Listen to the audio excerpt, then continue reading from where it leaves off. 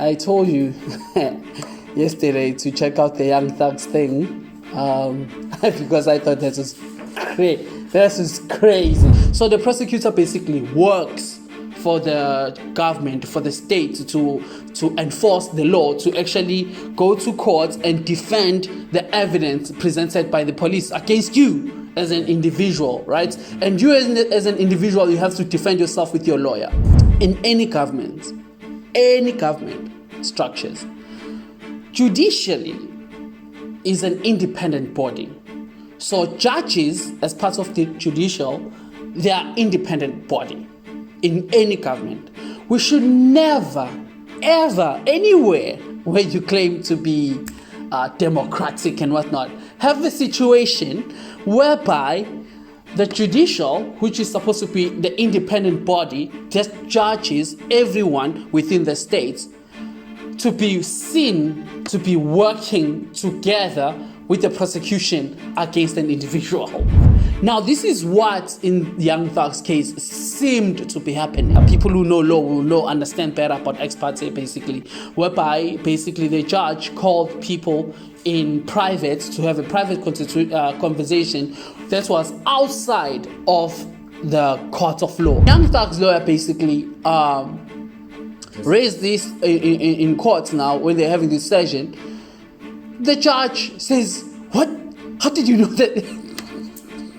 I was refusing to release the name of the person who told him the information about the ex parte. The judge arrests the lawyer. So while the lawyer is defending Young Thug, the lawyer pulls out his own lawyer to defend him in the case where he's defending someone else. After he was told that he's gonna go to prison, he asked to go to the same cell as Young Thug so that he can still he can defend him and work together. Have you ever heard that, bro? Is more of a gangster more than Young Thug.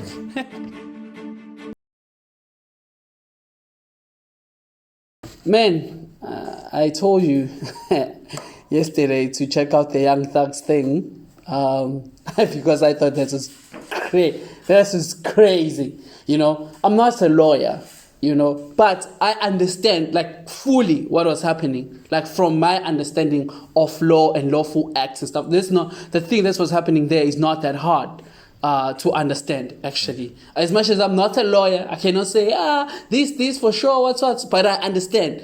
Also, if you watch, if you watch law movies, for an example, you get to understand that even way more. Because actually in law movies, they tend to portray that for the most part, whereby, for an example, the judge will call both the prosecutor and the defendant's lawyer to the chambers if they have something to talk about and stuff like that, right? Yeah. But I want to explain something before talking about actually Young Thug's thingies specifically. I want to try to just give a background so that people have an idea about in law, how things are supposed to work and who's who, right?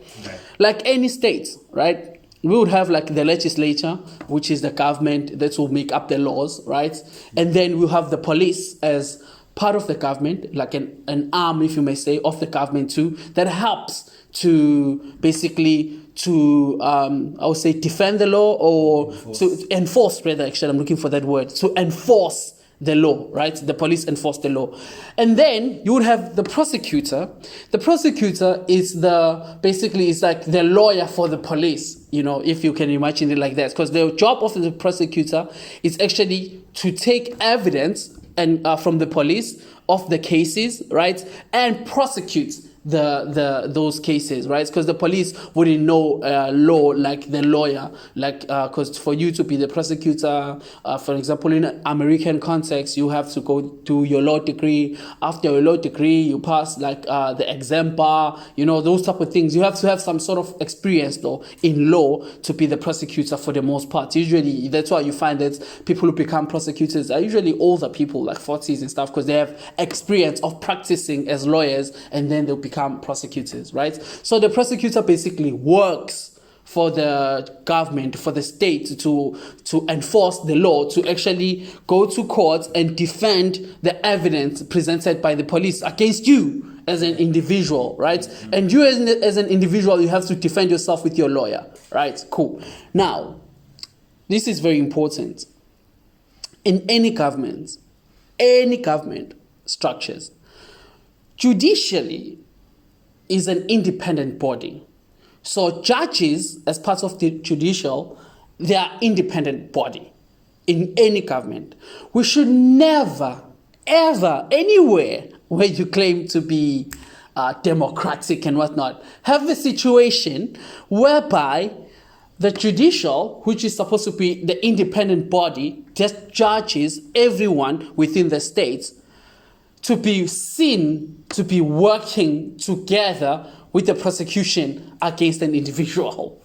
We cannot have that situation in any government, right? And this is where it becomes a problem for the most part too, in terms of corruption. For the most part, that's what usually happens, is that you find that there are politicians, which are legislature, now they have control over the judicial, which is supposed to be an independent body, right? So usually that's the case that you always find that creates corruption and stuff like that. You end up with politicians never going to prison for nothing. You know, that's usually one of the main things that happens, whereby there's a collaboration that shouldn't happen between the legislature or any other arm of government in collaboration with the judicial. Now, this is what in Young Thug's case seemed to be happening, right? Is that the lawyer, basically the judge calls what they call, it's an ex parte, because it's like has a TE at the end. Well, people who know law, ex parte, people who know law will understand better about ex parte, basically, whereby basically the judge called people in private to have a private conversation that was outside of the court of law, outside of the case in law, basically, right? Now, when a judge does that, the judge has to inform the defendant's representative, so the lawyer of the defendant, in this case, Young Thug being the defendant person, and also the judge has to inform the prosecutor, right? Yeah, cool. Now, in this case, the judge informed, well, basically, because you cannot have an ex parte without the judge being present. Yeah. So basically, the judge had an ex parte with the prosecutor and a witness who is very important in the case. Basically, it's a star witness in this case. So the judge doesn't call or doesn't inform the defendant's representatives, but then has an ex parte without them present. And this is unheard of. You know, you cannot have, because one of the most important things that maybe like people will have to actually, especially in law, if you're dealing with things with law. Yes, but it is not enough for justice to be served without justice being seen to be served. There's a difference between the two. Justice served doesn't mean justice being seen to be served. That's very important. When you serve justice, justice has to be seen to be served. Once you start to have a problem whereby, as much as they say, let's give the judge the benefits of the doubt. Let's say the judge actually had that meeting, right, the ex parte meeting, and everything basically was, the judge was having that and in great good faith. For example, maybe the judge was not trying to be corrupt, or let's say this was happening like in good faith without trying to be corrupt and stuff.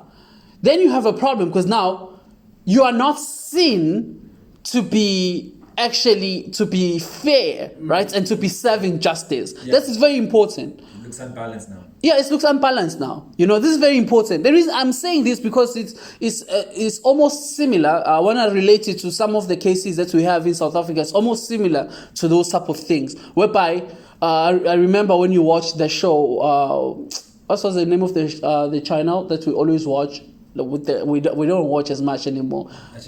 Agenda Network, where these guys were complaining about how in Durban, South Africa now, guys, I'm sorry for venturing out a little, but I want to relate this to ourselves, right? In Durban, South Africa, the guy was like, yo, man, like the police, the judge, the prosecutor, same thing. Like, bro, it's a gang, bro. Everyone is against you. The judge already believes what the police are saying, let alone the prosecutor.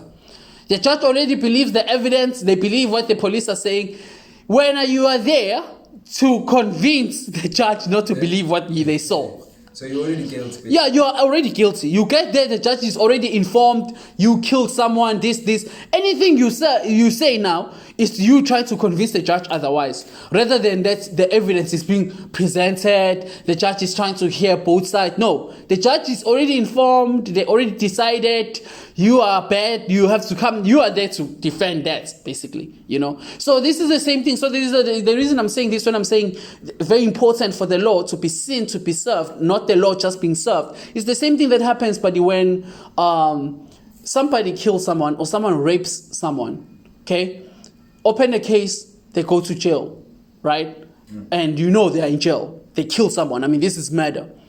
And then 3 years later, this person is walking out, Now, the law could have been served in that same case. Because maybe they are walking out because they were able to demonstrate something, or they were able to prove something. Maybe they were able to provide police with some evidence to help them cut their time down and stuff like that, right? But the problem with that, in the community, we don't know that. We don't know the background of how this guy killed someone in front of us and we see them walking out 1 year later or 2 years later. We don't know those nitty-gritties that you guys have at the back. So the law is not seen to be served in that case. True. Hence, I keep saying that the law has to be seen to be served, not just served. Yeah, I think that's why also people always say it's police don't do anything once we see that person walking outside.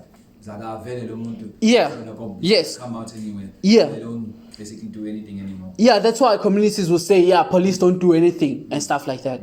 So that's what usually happens, okay? Now, going back to the Young Thugs thing. Okay, Young Thugs lawyer comes up and say, Judge, I heard about this issue. Judge, you had a meeting without me. You had an ex parte with the prosecutor, without me. And I'm supposed to be there, lawfully. You as a judge are supposed to inform me that you are having any private, because right now it looks like you are coercing the witness. Because now you are trying to convince someone behind closed doors without us being there. It's like now we are doing the thing that I was talking about, whereby the judiciary seems to be fiddling and having basically like I would say favoritism for the legislature, which is in this case the prosecution, the police as the parts of the people who are enforcing the law, right? And that's not supposed to be like that, because they're just supposed to be independent. Because right now it's clear then that the judge has favoritism, and the judge has a position, which now he basically, in a sense, needs to be removed. I was told, based upon information and belief, that when we arrived at 8:30, 9 o'clock today, we did not come into your courtroom until almost 11:30. And what I found out just recently, this is not waived, is that supposedly in chambers, this honorable court reporter at times, honorable court at times, district attorney or district attorneys from the DA's office, as well as investigators, sheriff deputies, Mr. Copeland and his counsel met together. None of the defense team, to my knowledge, was aware that this was going on. It was told, based upon information belief, that it was told to the district attorneys that Mr. Copeland intended to plead the Fifth Amendment. Then I was told, based upon information belief, that Adrian Love, the lawyer for Mr. Copeland, and this court were together, and Ms. Love made representations that John Melnick supposedly spoke with some attorneys for the accused and wrote an email to Ms. Love, to Adrian Love, stating that Mr. Melnick does not represent the witness, and that Mr. Melnick wrote an email saying F you, and then somehow that email was CC'd to me. That never... Mr. Steele, can I interrupt you just a second? I'm kind of disturbed because that's ex parte. All that was an ex parte conversation. How did you find out about any of that? Well, I'm disturbed too, and the reason I'm asking you a question. And how did you find out about it? I'm going to ask you the question. Okay. Scuttle, if you look at SCUDDER versus State, which is 298 Georgia, 438, it's Division 2, 782 Southeast 2D 638, 2016. Our highest court says when a court meets, because Mr. Copeland comes in, meets with the court supposedly made statements, which I assume is somewhat accurate based upon what you just said. We're entitled, Mr. Williams and every other person wrongly charged here is entitled under the Georgia Constitution to be present. That's a critical stage. It's just like when you meet with me, and you and Mr. Adams meet with me, and others have met with me. It's those are ex parte for a lot of different other reasons, but I will certainly note that for purposes of record. Well, I'm going forward. What I was told was that Mr. Copeland said. And you haven't answered my question yet. I'm not going to answer that question. You're not? No, I will not answer that question. Why will you not answer that question?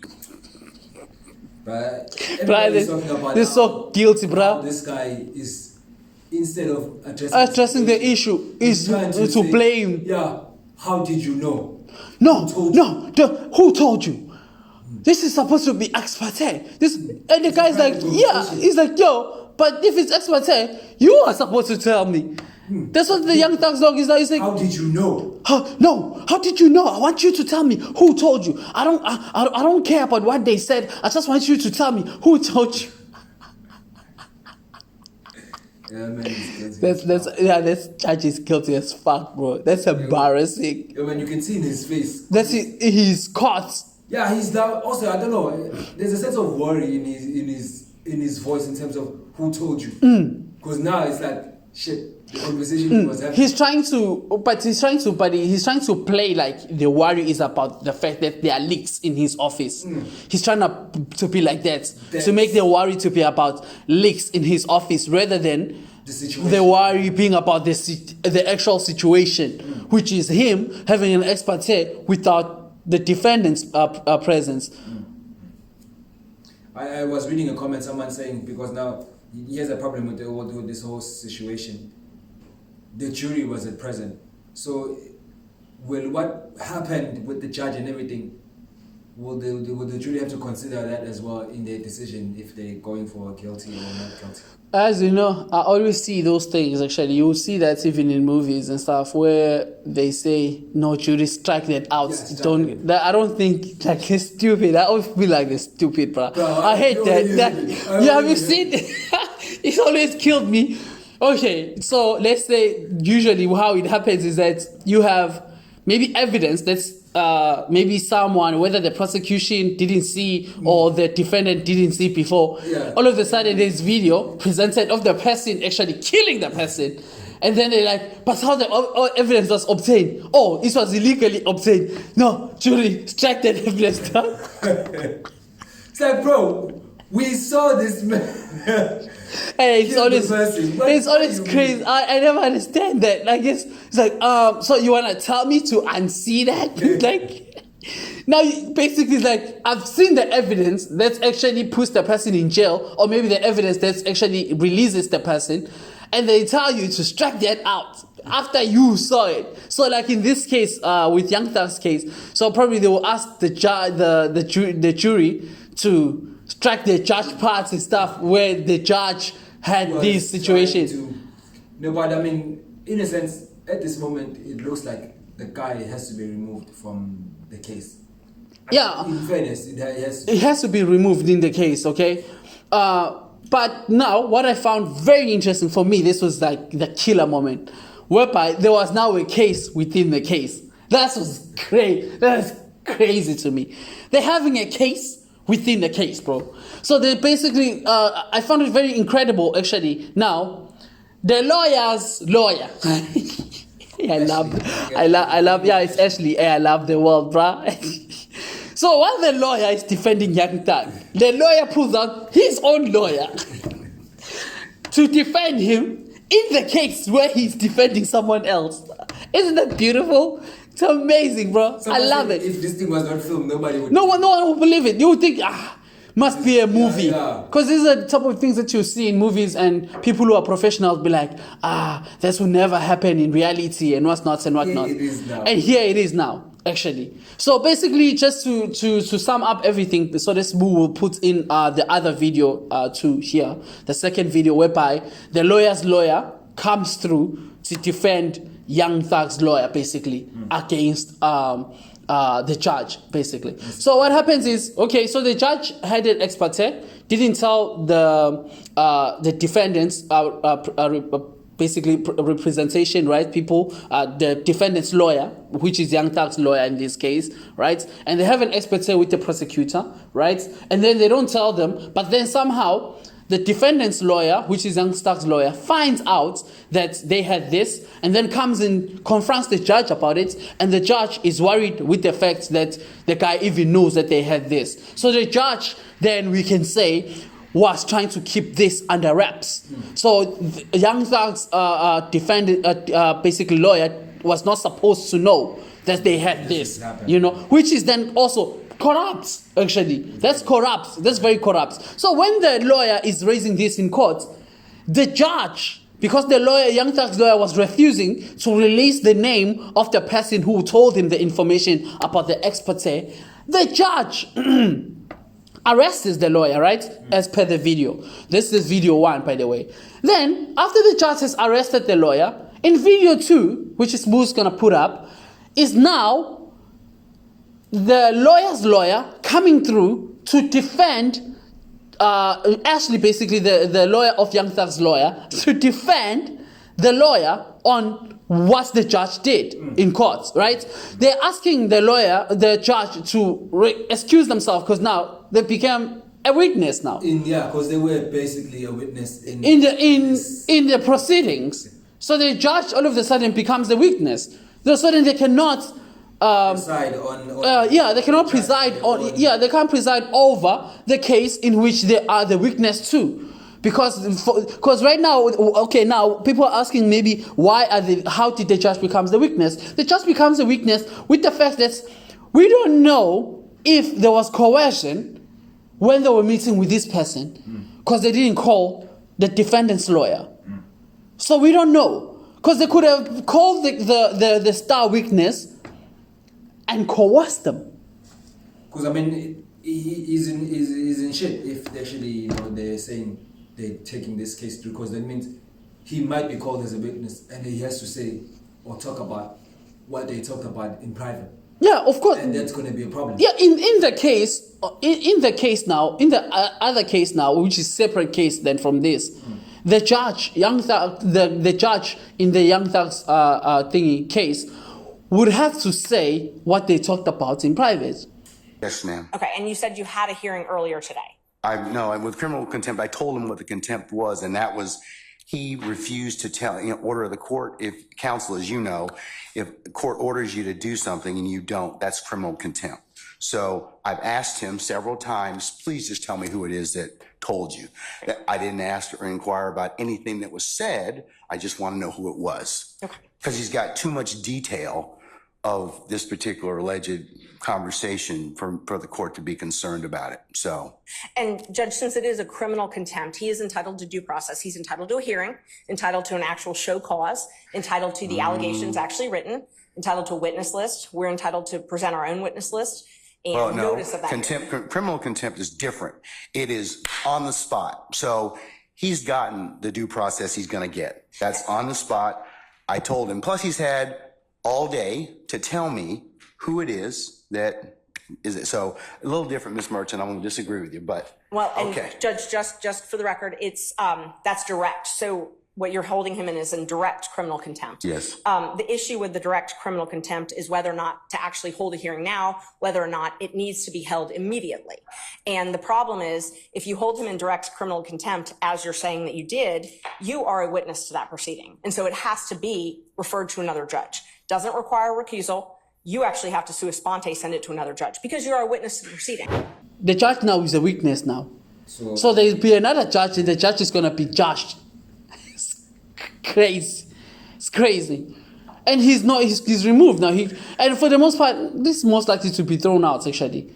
Because there's it's going to be thrown out. Yeah. Because what? Is it tomorrow? The guy's supposed to go into jail for 40 days, right? Mr. Steele. Yeah, Mr. Steele, which is young Thug's lawyer. Mr. Steele supposed to go to prison. They were talking yesterday like, yo, so what's gonna happen if this man? Because this man, and he actually asked the judge. The lawyer. It's crazy, bro.